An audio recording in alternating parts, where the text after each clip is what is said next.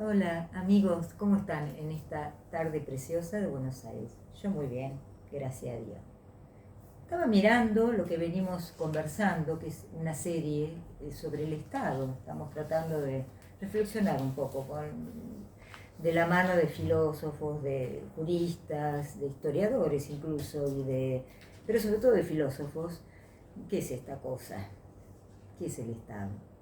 Bueno, y me puse a mirar así para remontar, que habíamos estado hablando un poquito de teoría general, habíamos estado hablando un poco de Hegel con toda mi precariedad, y después nos metimos con Platón, por muchas razones, pero obviamente por la fundamental importancia que tiene en el desarrollo y hasta en el establecimiento de la filosofía y de la filosofía política. Bueno, yo hablé en el video anterior de la República, un poco por acá y por allá, no me puedo adentrar tanto en la obra esta que es monumental, pero quería terminar un poquito la referencia a Platón y su concepción del Estado recurriendo a las leyes. Las leyes es un libro extraordinario, tiene muchos capítulos, es un libro, se van a fascinar. No le tengan miedo al texto. En el texto está todo. Sin el texto no hay nada. Disculpen que me ponga tan rabínica, pero vayan y lean. Voy y leo. No hay que tener miedo a eso. Y lo genial acá es que a través de la escritura de Platón, que es fabulosa, estamos pudiendo acceder al origen de la filosofía, al origen, vamos a decirlo así, de una cultura que se pone como un aspiracional, como una meta, como un objetivo, como una forma de vivir y de ser y de pensar y de organizarse, llegar al conocimiento. Esto sí que es original. ¿Qué es el conocimiento? Ya hablamos algo de eso. Es la episteme, por vía de la razón, por vía de un método dialéctico. Pero lo que importa es que hay una pasión que creo que es lo que mueve esa cultura y lo que nos ha marcado y nos seguirá marcando, que es ese objetivo, esa forma de vivir que resumimos básicamente en dos conceptos. Arete, la virtud, y bueno, la paideia, ¿no? La concepción de la educación. Y para que veamos cómo no es algo accesorio a la cabeza griega el concepto de educación vinculado con la polis. Pero este libro de madurez de Platón, que es fabuloso, se llama Las leyes. Es realmente el gran tratado para mí político de Platón. Como ya les dije, una obra de la vejez. Y van a encontrar de todo, se van a fascinar, van a poder acompañar fácilmente ese razonamiento, porque si bien hay un entorno cultural, que si es Hesíodo, que si Homero, que si el otro filósofo anterior, o lo que fuera de los dioses, o lo que fuera del entorno cultural, nos va a llevar a ver la nota y decir, ay, ¿qué es esto? Todo lo que implica leer, acceder a cómo piensan, razonan y se preguntan, lo podríamos estar haciendo cualquiera de nosotros. En ese sentido es fascinante. En este caso no están yendo al Pireo, sino que tres personajes, el ateniense, el lacedemonio o espartano y el cretense, son los tres amigos que van caminando por una ruta que nos imaginamos divina, mirando el mar Egeo, hacia una ceremonia religiosa. Van al templo, no me acuerdo de qué, pero una ceremonia importante. Y en ese camino se dan cuenta de lo copado que es ir conversando y reflexionando, que ni se van, como bien dice uno de ellos, ni se van a dar cuenta de todo lo que tienen que caminar. Es una idea fantástica. Bueno, estos tres personajes, uno de los cuales es Platón. Acá ya no lo tenemos a Sócrates, ¿no? Platón es el ateniense, obvio, de toda obviedad. Se empieza a preguntar de una manera bastante hincha, como hacía Platón, sobre temas. Muy bien. Y de entrada les pregunta al lacedemonio y al cretense, que se llaman entre sí extranjeros. Yo hablé ya de esto en el anterior video. Se reconocen como griegos, obviamente, pero fíjense, se llaman extranjeros. Pregunta Platón, ¿quiénes son las leyes? Qué gran pregunta. Y bueno, tanto el cretense como el lacedemonio, especialmente el lacedemonio, los espartanos eran hiper religiosos, se apuran a contestar los dioses, es obvio, de toda obviedad. Bueno, no es que Platón se pone a pelear sobre este punto, no,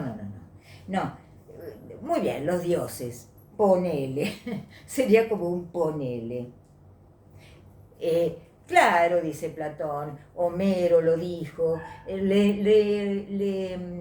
recuerda tanto al espartano como al cretense que de acuerdo a la historia de sus ciudades, de sus polis, que son la madre patria, tienen un fundamento, mítico podríamos decir, en el sentido de que vino tal dios, hizo tal, otro dejó las leyes. Entonces cada uno tiene su tradición, pero en el fondo le están diciendo evidentemente los dioses. Bueno, no que Platón va a suscribir esto, pero fíjense qué interesante la reflexión que hace, porque después de todo, si así está establecido en la subjetividad de las personas, o de los ciudadanos de la polis, qué mejor, porque eso está reflejando su valor, su carácter fundante, su carácter básico, y ya ni siquiera nadie se acuerda quién las hizo, pero sí las sacraliza. No importa quién las hizo, en definitiva. Importa que le damos ese valor inmenso, porque sin las leyes es la nada misma, ni el ser humano existe, ni la polis, ni nada.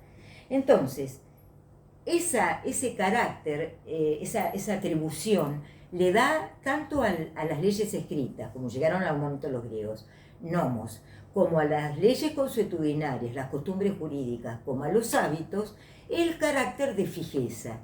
Y de una manera hasta poética, y yo creo que muy acertada,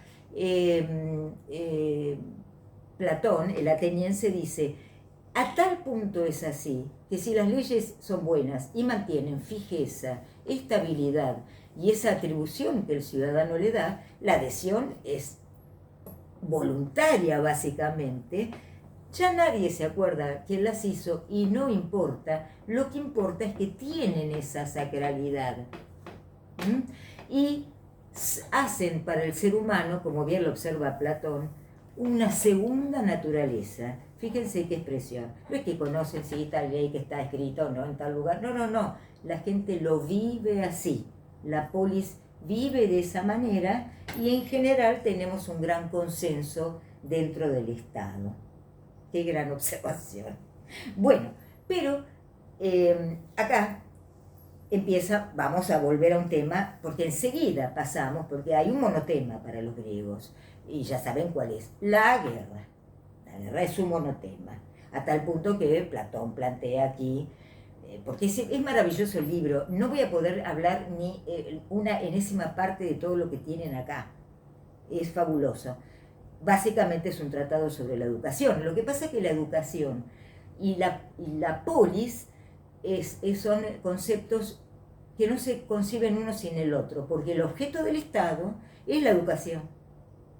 Entonces, por eso, inevitablemente, hablando de cómo el Estado se organiza, terminamos hablando casi de cómo el ciudadano, desde la concepción, llega o se le da la posibilidad que va a ir adquiriendo a lo largo de la vida, con una educación pública a cargo del Estado, igual para varones y mujeres, y con un gran consenso religioso y de paideia, digamos, entonces eso va a garantizar no solo la felicidad, sino la seguridad, la no disidencia interna y sobre todo el conflicto.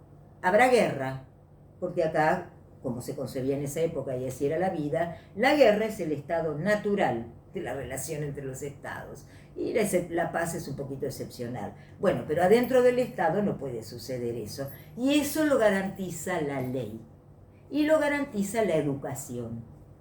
Evitar en lo posible las grandes diferencias, la disidencia interna, la lucha de clases, la secesio plebe, los despelote de los romanos y todo eso que les parecía espantoso a los griegos en cuanto a la disidencia dentro del Estado. Ese es el peor enemigo del Estado, no el exterior. Entonces, el objetivo de la ley del Estado, del legislador sabio, es no pensar en la guerra, sino en evitar la guerra interna. Ay, ¿cómo me hace acordar esto a Hobbes? La guerra interna. Lo otro se soluciona, digamos, sabiendo que básicamente vivimos en guerra y nos preparamos siempre para eso, de los soldados, las mujeres, esto y lo otro, la defensa, como hacían siempre, y en general todos los pueblos. Claro, las leyes no van hacia eso. Por otra parte, ese sector de la vida, de las relaciones entre los estados, se regula por el derecho de la guerra, que existía, un derecho internacional, digámoslo así. No, las leyes, en el sentido que Platón las concibe, las verdaderas del legislador sabio, son las que evitan o minimizan la posibilidad de la sedición, del conflicto interno, de la violencia dentro de la polis. ¿Vieron lo que es este libro? Ni empecé. Yo voy a volver a esto, a pesar de que voy a pasar en el próximo a Hobbes, porque lo voy a vincular inevitablemente con Platón, porque claro, después de leer y leer digo, pero a ver, Hobbes es Platón y la escritura. Ya van a ver cómo se junta esto para la República Cristiana que él concibe. Entonces ahora me voy a quedar nada más, aunque vamos a volver a muchas de estas cosas. Fíjense algún título de los libros que componen este libro. El culto religioso y la organización económica del Estado. Esto no tiene desperdicio. Pero me quiero quedar con dos cosas. La definición de educación, según Platón, la educación es una disciplina bien entendida que por medio o vía del entretenimiento, del juego, conduce al alma de un niño a amar aquello que cuando sea grande debe hacer de él un hombre cabal en el género de ocupación que ha abrazado. Es magnífico. Y la otra, que sí quería decírselo también, es la definición que da de ley. Cuando el juicio de la razón se convierte en una decisión de carácter general para un Estado, eso es lo que toma el nombre de ley. Y me quedo con la última, el objeto de la política, ya le dije, de la polis, es educar, hacer mejores a los hombres y a las mujeres. Eso es la educación, eso es el arte de la educación. Y una frase que amé mientras van comentando y chusmeando los viejos, es una que dice, me encantó, que el niño es una de las bestias más difíciles de manejar. Bueno, menos mal que existe la educación. Nos vemos en la próxima. Creo que vamos a ir a Hobbes.